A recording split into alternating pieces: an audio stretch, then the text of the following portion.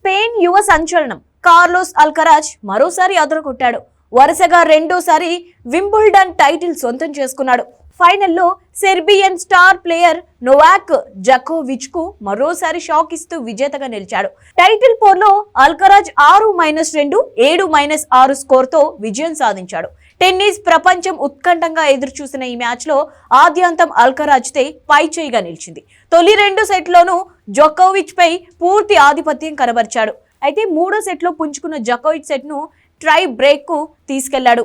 అయితే ఈసారి try break లో జకో తప్పిదాల అల్కరాజ్ కు అడ్వాంటేజ్ గా మారాయి. ఫలితంగా ట్రై బ్రేక్ లో సెట్ తో పాటు మ్యాచ్ ను స్పెయిన్ యంగ్ ప్లేయర్ సొంతం చేసుకున్నాడు. దీంతో కెరియర్ లో 25వ గ్రాండ్ స్లామ్ గెలిచి చరిత్ర సృష్టించాలనుకున్న జకోవిచ్ కు నిరాశ మిగిల్చింది. కాగా ఈ తరం అత్యుత్తమ ఆటగాడిగా పేరు తెచ్చుకున్న అల్కరాజ్ కెరియర్ లో ఇది 4వ గ్రాండ్ స్లామ్ టైటిల్. అలాగే వరుసగా 2వ వింబుల్డన్ టైటిల్. గత ఏడాది కూడా ఫైనల్లో జకోవిచ్ పైనే అల్కరాజ్ విజయం సాధించి ఛాంపియన్ గా నిలిచాడు. 21 ఏళ్ల Carlos Alcaraz grand slam final చేరిన ప్రతిసారి టైటిల్ గెలిచాడు.